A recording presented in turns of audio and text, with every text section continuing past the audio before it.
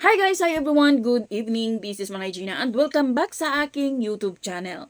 So guys, another mini vlog for today's video at ang ating pag-uusapan itong usap-usapan ngayon na grabe viral, pinag-uusapan itong power couple na sinasabi. Kasi napanood ko dito kay OG Diaz at sino kaya? Sa palagay nyo, sino kaya? Kasi sinasabi nila na baka daw si Marian Rivera at saka si Dingdong.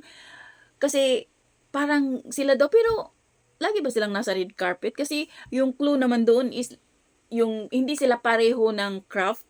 Yung isa daw artista, yung isa naman is parang nasa social media, parang ganun. At laging nasa red carpet daw. So, ang dami ngayon, ito yung pinag-uusapan ngayon sa showbiz industry kung sino itong power couple na matagal na pala silang hiwalay.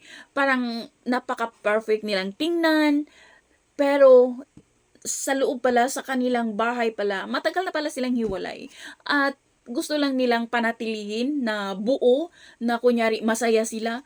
Yun pala is hindi na pala sila talaga, wala na. Kaya sabi nga ni Rudy Baldwin, nahulaan din ito ni Rudy Baldwin na sinabi niya na darating talaga yung time na sasabog at sasabog daw talaga yun. Malalaman at malalaman ng tao na matagal na silang hiwalay. Na pinapakita lang nila sa social media, sa mga netizens, sa mga fans, na okay sila. Pero sa totoong buhay, wala na pala talaga sila. So, yun ngayon ang tanong ng mga netizen, ng mga marites, ng mga chismoso, kung sino itong power couple na ito na matagal na pala silang hiwalay. So, abangan natin guys kung sino ang power couple na yan. Malalaman natin sa takdang panahon. Yun lang, bye!